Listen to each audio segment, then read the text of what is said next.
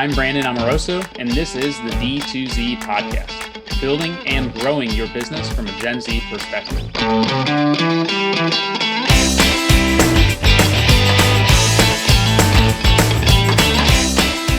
Hey everyone, thanks for tuning in to D2Z, a podcast about using the Gen Z mindset to grow your business. I'm Gen Z entrepreneur Brandon Amoroso, founder and president of retention as a service agency, Electriq. And today I'm actually joined by Patrick Pazos, recently, as of 4 days ago, newest sales manager of drinks.com and Electriq. So really excited to have you on here.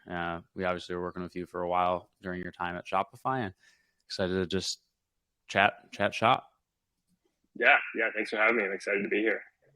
So before we dive into some of the topics and questions we want to go over today, can you give everybody just a quick sort of background, TLDR, on yourself? Yeah. So professionally, I worked in the wine and alcohol industry for about 7 years. Up in Canada here, I worked with Canada's largest wine import agency, and had the opportunity to have, various roles from, working directly at a winery and then seeing what a wine club looks like to managing our retail business with national grocery chains. Further to that, I joined Shopify, where I worked on our enterprise team in sales. And so I think based on that, this has been a perfect fit for myself. And I'm excited to kind of marry the two and get started with drinks. With all of your experience working at the winery, what are some of the biggest pain points that you uncovered as a byproduct of your experience with them, or areas for opportunity, I guess? I think from my time in the wine industry, I think historically wineries have been slow to adopt technology. I think there is a bit of a disconnect, and there's also a lot of unique needs that a winery needs to surface, from having on-premise sales to e-commerce to on-site restaurant operations. I think there is a unique fit for wineries, but historically, they've been really trained that really the only fit for the winery is to buy vineyard specific technology, and that really comes from even vineyard software or specific tractors to manage vineyards. But really what I think the opportunity is in the e-commerce space for wineries is the ability to use Shopify to take kind of a best-in-class e-commerce platform and apply it to their business. Yeah, I see that mindset in some other industries as well. Like, we got a deal from Shopify of somebody in the jewelry space, and every single piece of technology that they're currently using was something made specifically for the jewelry industry. And like half of them were already out of business, and they were just being supported like in an ongoing capacity for an undefined period of time. But like the business couldn't even sustain itself because they went and built like a point solution for something. And I feel like there's a sort of awakening in those types of industries where we don't have to continue to use the same like legacy tech that was built just for us. Like, we can actually use what, I don't know, Allbirds uses, or like the bigger D2C digitally native brands are leveraging. Yeah, I think the biggest problem with kind of legacy technology in the wine industry is just how many different systems wineries would have. And I've seen it in previous instances where we've dug into a winery's tech stack, is that they have one program for their online retail. They have a different system for managing customer communications, a different system for restaurants. And I think the issue with all those legacy systems is that none of them talk to each other. So you never have this like cohesive customer view. You can't track the customer journey from being on property to going to the restaurant, to going to the retail store, to shopping online. There just seems like a huge disconnect there. And I think there's a huge opportunity to, bring that all together and build a cohesive system that, allows you to easily have a customer overview and profile of who's buying your wine. Yeah. And one of the interesting things for me has been learning about the retailer side of things, because I was relatively familiar with like wineries and how they operate, but not really retail at all. And there's some pretty sizable like retail shops, and their tech is terrible. I mean, I spoke to a merchant. They got one location. They're doing about $10 million in sales a year. and 9 million of which are done by phone. Like, I just can't even imagine doing that. It's so antiquated. And showing them just the really easy capabilities of invoice generation in a platform like Shopify would be saving them so much time and allow them to actually focus on things that are like tangible and will move the needle for their business. Yeah, and I think to even expand on that, I think coming from the retail environment, what's missing from like a producer or from a brand ownership standpoint is really customer data.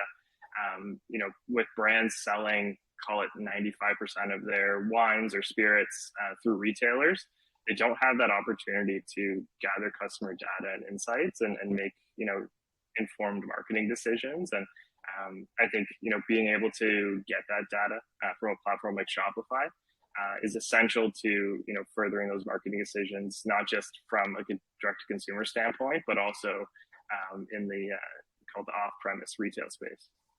Yeah, I was talking to a winery, and they basically create their labels just in a vacuum. Like they have no idea what will or will not work. It's sort of just spray and pray and see what quote unquote sticks in retail, versus being able to use like a website to test different label variations into certain markets and then say, okay, yeah, well, this label for rosé in this particular region is like crushing it. So obviously we want to roll this out to retail distribution or go national with it or whatever it may be. But you don't have that capability if you don't have a direct relationship with the customers.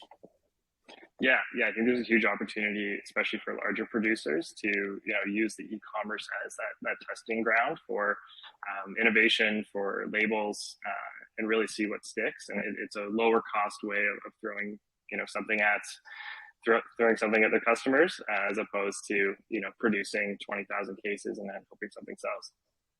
Yeah, especially with all the data around under $20 price points, like you are very much so making your purchasing decision based off of the label. It's not the wine necessarily. As long as quality is above a certain threshold, it really comes down to, do I like this label more than I like the other label? Yeah, label and price point, from my experience, have been something that really works. And I remember my time in the retail industry. There was a wine, and it was labeled and marketed as the $17 solution. And it quickly, over the course of a year and a half, became the number one selling wine in Ontario because it had a good label. It was simple, relatable, and the price point was perfect. And from my time in AlcBev, we spent a ton of time and a lot of thought in price points and how to retail price products, because going up from $19.99 to $21.99 can sometimes knock your sales in half if you miss the price point. So it's always trying to find that balance of getting the right product at the right price point and a label that will hit home with the consumers. Yeah, and trying to balance that and have that direct relationship with the trying to balance that and manage that when you don't have that direct relationship with the customer is really challenging as well. Yeah, and I think speaking to kind of relationships with customers, it's I reading the Silicon Valley wine reports that came out. It's about a year old now, but one thing that really stuck out is that a lot of wineries have e-commerce, but they don't go deep into that. They're not pulling analytics. They're not connecting that customer journey. They're really missing all the data and insights that could really help their business grow. So I think it's essential for wineries today to really use that information they can gather from e-commerce. And Brandon, better than I do, but whether that's surveys, post-purchase surveys, or forms or customer quizzes to really gain insight into what's the customer looking for and what's their flavor profile, what's their price point like. So really there's just a ton of data that you can gather from a properly designed website that'll just help inform not just the direct consumer relationship, but also the relationship with the customer in retail stores. Yeah, and I think right now e-commerce for wineries is sort of just like, oh yeah, let's throw it up there. Like there's no real, for the most part, there's no concentrated effort around how to grow it or how to scale it or how to optimize it. It's like, oh yeah, like we know we should have this, so let's just throw it up there. But the bulk of the focus is still on the tasting room and then selling through distributors, not necessarily cultivating that online connection. But I mean, when I went to Napa, it was in June. The tasting room experience was really great and can't be like matched online. But the difference between the tasting room experience and what you experience online with that same winery is like a night and day difference. You're going from like a 10 out of 10, 11 out of 10 to like barely even adequate e-commerce experience. And like when we were there, you know, you're doing the wine tastings, like you're having a couple of glasses of wine and you're feeling pretty good, and they're selling you this and that. And like, yeah, you make that purchase at that one time when you're there. For most people, you don't go to Napa every week. Like especially if we want to talk about international wineries, like you don't go to Bordeaux every year. You go maybe once in a lifetime. And then how do you like then take that customer and keep them when they're never going to be coming back to the tasting room? And I thought that was the biggest gap, because I went to that winery, I bought some wine from them. I'll probably never hear from them again. There's no like logical path next forward where it's like, here's an email and SMS like strategy that we have in place to turn Brandon into a repeat buyer, or to have him get into the club program or whatever it may be. There's so much opportunity for lifetime value like creation that is currently being missed out on. And like as a consumer, you're still consuming, so then you just go to the retail store and you pick another random bottle that you don't really have any true affinity for or connection with the brand. So I think there's so much opportunity there. I think some of the insights from that report, reading it today, were, you know, only 5% of wineries currently use SMS as a way to, you know, communicate with their customers. And you know, again, better than I do, the open rates, the reply rates, the way to generate revenue from SMS is just incrementally higher than email marketing. And it's something like a really easy, quick way that, you know, wineries can, you know, generate that lifetime value, whether it's, you know, automating an email 20 days after a purchase saying, hey, hope you enjoyed our winery, like hope you enjoyed your wine. And, you know, knowing that most wine that is purchased is consumed within 30 days, it's a really easy opportunity to remind the customer that you're still there and connect with them. But I think the other disconnect too is, and this is probably more of a kind of a macroeconomic headwind for the wine industry itself, is that the wine industry, the major consumer for wine is kind of in that 50 plus category. And wineries need to do a good job of attracting, you know, the Gen Zs, the millennials, the digital natives, and the people who are going to be shopping online.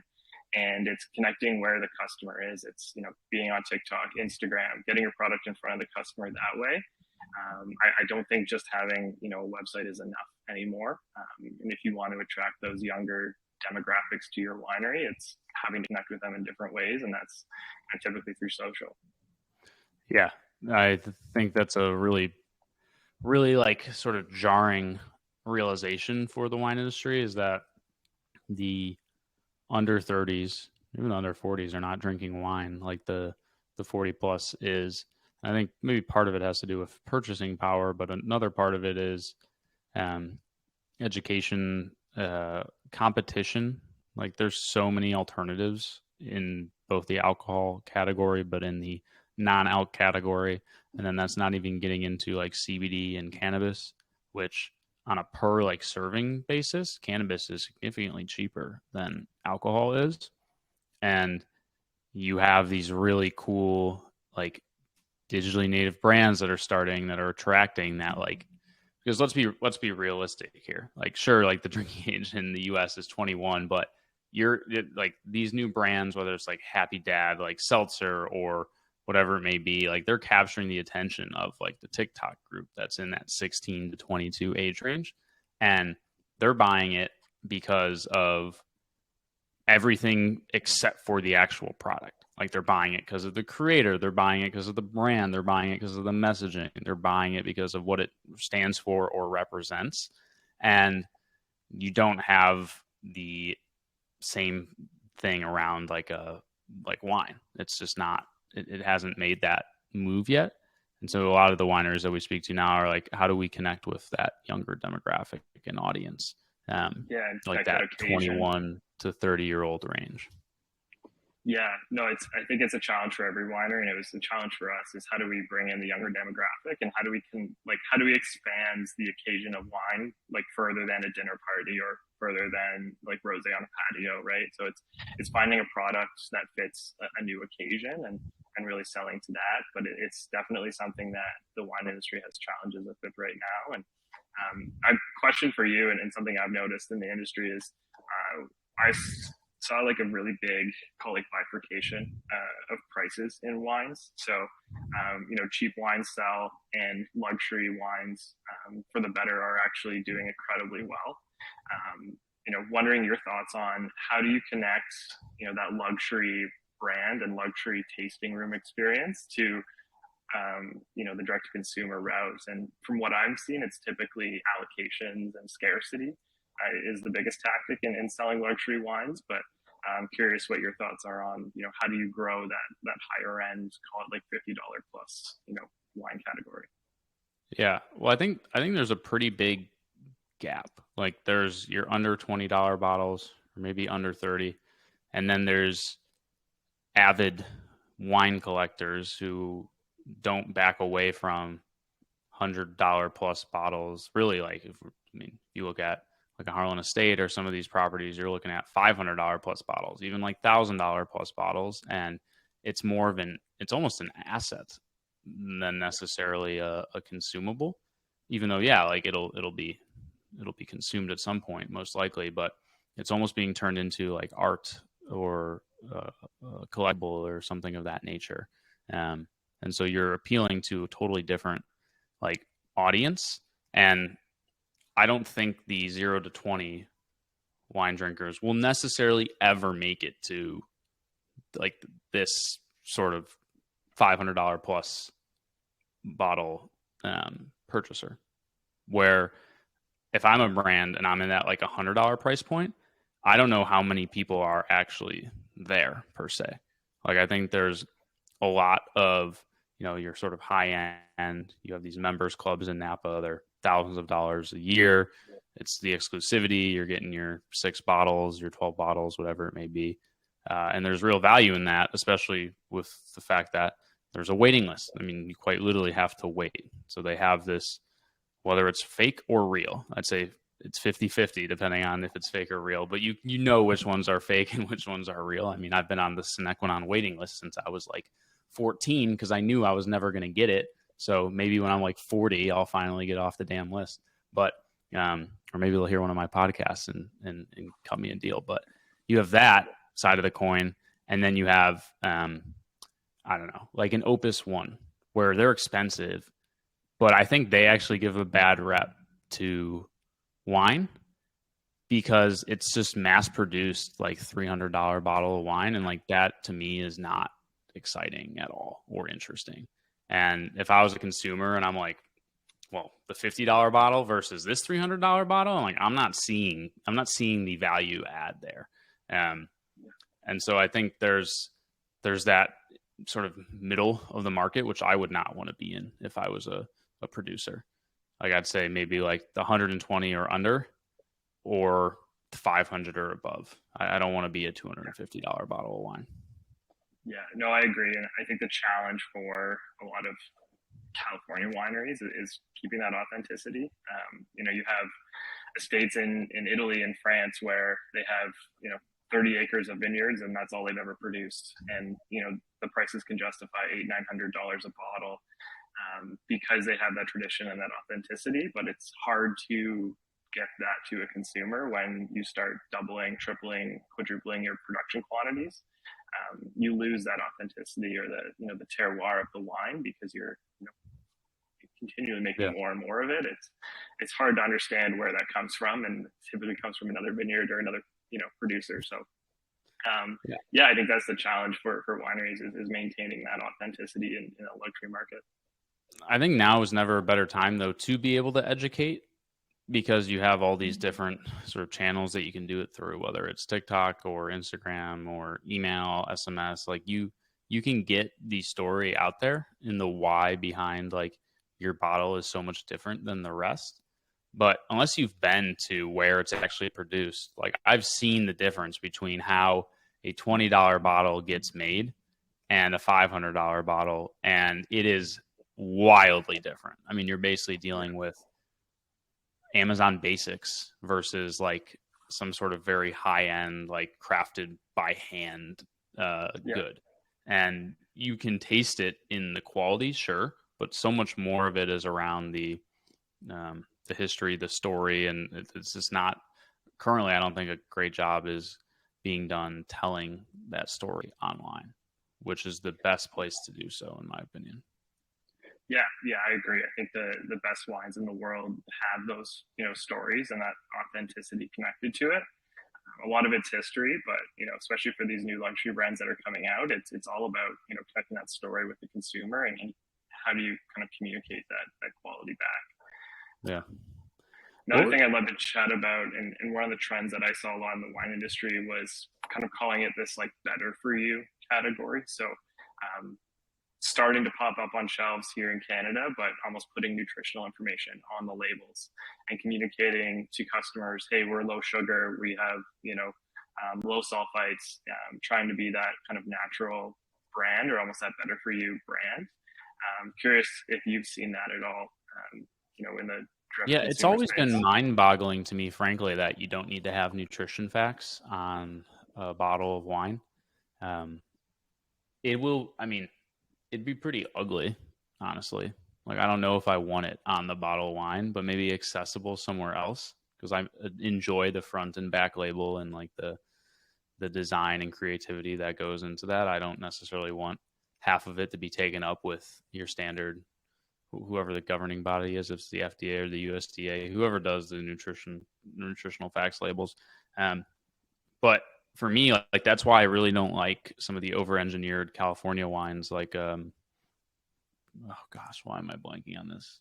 It's like one of your standard. I think it might be Farniente or no, Caymus. Yeah. Caymus doesn't sit well with me. Like people love it. I don't enjoy it because it tastes a little bit too artificial for me. And so my suspicion, though this is not in any way confirmed, is that it's probably very much so like lab engineered and oriented with different sugar additives or whatever that process looks like. I mean, I went to one or two wineries where they were showing how you can like increase or reduce the sugar level. Basically, you basically make wine in a chemistry lab if you really wanted to. Yeah, you find again with data, you find your target market, your demographic, your taste profile, and you almost engineer a drink that is going to kind of match that consumer's taste profile. Yeah, like I'm not drinking Apothic Red because it's like drinking dessert basically, but I don't actually know how much sugar is in it. So I'm all for like seeing what's in the bottle, and I prefer drier red wines, and I think there's a movement towards low alc and no alc as well. So I think showing the nutrition facts makes sense, and you see it popping up like way more, whether it's vegan or organic or low sulfite, no sulfite wines. And I didn't even know some of the wineries in France that I have been enjoying for a while were already no sulfite, or they were dry farming. Like I learned that Harlan Estate is almost entirely dry farming. But then it's so funny because then you go to another winery and they're like, "Oh, dry farming? Like never. Like we would never do that." So, I think it's cool, and it's another marketing angle as well too. So, yeah, no, I think it's interesting. There's definitely room for both, schools of thought in the wine industry. I think that's the beauty of it, is there's endless opportunities to taste different things and different styles. But I guess a question for you, and being on kind of the forefront of this with drinks, is where do you see AI going in the winery space, and how can wineries take advantage of that with kind of direct to consumer offerings? Yeah, I think label generation is the most obvious one for me because of how much of a factor it is in the buying process for a consumer is the label. So in a completely hypothetical world, you would have, and this is how it happens on a lot of the marketplaces with the private label juice and just a bunch of different random labels, but it's all actually the same wine. Like you could have sort of your core set of varietals, whether it's Chianti, I don't know, Cabernet, whatever, and it's just unlabeled, like sitting in a warehouse somewhere. And then on the website, you basically have like labels that are being created by AI in real time for whoever that customer is. Because if I like dogs and I go to a website and I see a fancy like label with a dog, like I'll be more likely to buy that than a label with a cat. And then like just sort of print on demand on the bottle, off you go. I feel like that is where AI is heading in the label creation department. Maybe you log into something and you're like, I need to target 35-year-old woman in Texas, and then it spits out 5 different label variations for you based off of whatever. I feel like that is how AI could potentially help in that front. And then I was actually doing a call with like a marketing research firm, and we are just talking about AI in general. And I think where AI could really help wineries is in e-com enablement. Like they don't need to go learn and actually become experts in e-commerce. They just need to go tell this AI tool like, hey, I want a modern website that evokes X, Y, and Z. Enter that in, like voila, there you go. You have your Shopify storefront all ready to go. And then maybe you log into a platform like Klaviyo and it downloads all that info that you have from the website already and automatically creates for you welcome emails, abandoned cart emails, post-purchase emails, and you just saved yourself countless hours and money because AI is there to at least get you 90% of the way there. I feel like that's just where it's going in general. You will have to check it, at least at this point. Yeah. Like you're not just going to allow it to send an email to your customer list, but it can basically do everything for you up until the actual endpoint where you have to look at it and say, oh, let's make these slight tweaks or let's do this and that. But it's basically like marketing on steroids because you don't actually have to do any of the grunt work to figure it out. And I'm sure there's a bunch of information around like data extraction that you could take from it as well. Yeah, the AI labels are really interesting, like come from the industry. We would do focus groups and spend a ton of money and have, 200-300 people evaluate 5 or 6 labels and even with just small, 10% differences in a brand. So I think, what that's going to do is just bring that cost of innovation down and the speed to market as well, right? Being able to test those labels quickly with AI or iterate is going to be huge for the industry. Yeah. One question I had for you is, in your time selling Shopify to quite a few alcohol merchants, what were the biggest roadblocks or impediments? What made them maybe hesitant to take the leap? Yeah, I think the biggest hesitation that I saw was that fear of change. A lot of wineries were like, hey, like this is how we do things with our wine club. This is how our customers receive emails. This is how our customers pick their wines. There was a huge hesitation to change that. And I think that was the biggest barrier to overcome was that fear of change. But, really those wineries that can handle that change, both from like a customer standpoint and operationally, are going to realize the benefits of using Shopify. And yeah, I would say that's overall the number one biggest, realization is that, wineries would come to us and say, hey, like, this is exactly how my wine club is run. We need to mirror that on Shopify without realizing that there's, tried and true methods like Recharge, for example, that powers, some of the biggest subscriptions on the internet. Without realizing that there's a different way of doing things and it might not necessarily be the way that they do it, but it's a proven method that's been tried and true with, retailers that do hundreds of millions of dollars in sales. So I think that was the biggest barrier in the wine industry is just that fear of change. Yeah, I think that is a common theme. I'm not necessarily sure how to address it in some instances because it's inevitable. You have to be willing to change, and I can see how it could be scary for some, especially the incumbents. Why mess like if it's not broken, don't fix it. And even though we can sit here and scream as loud as we want that it's broken, if you're still making money, you don't necessarily have the urgency behind it. And I'm just hopeful that it won't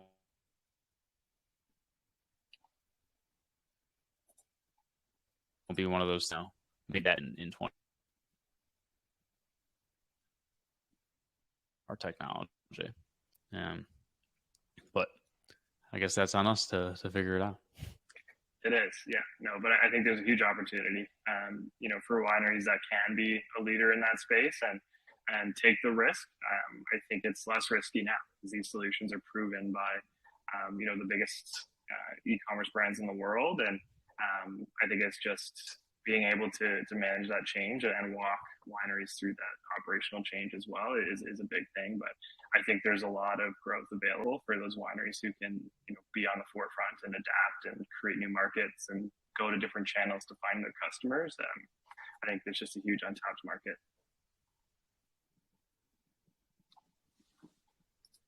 For joining me today. I know there's like 1,000 other things that we could chat about here. Is there anything else that you wanted to touch on before we wrap things up?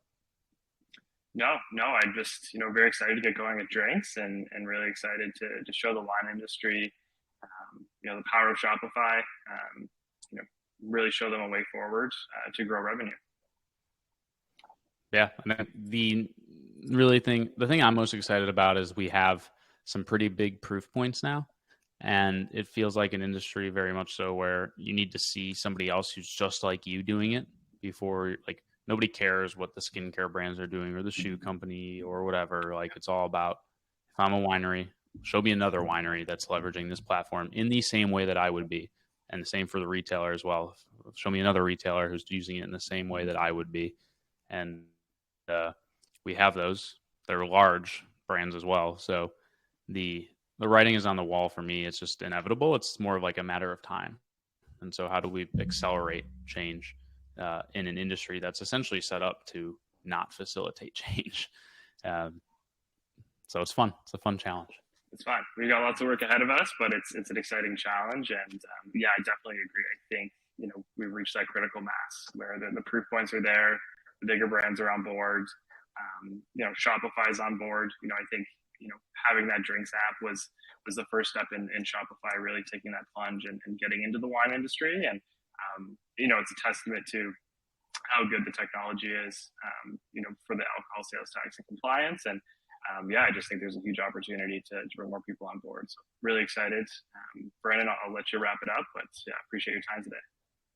Yeah, thanks for coming on. As always, everybody listening, this is Brandon Amoroso. You can find me at brandonamoroso.com or electriqmarketing.com, and we will see you next time.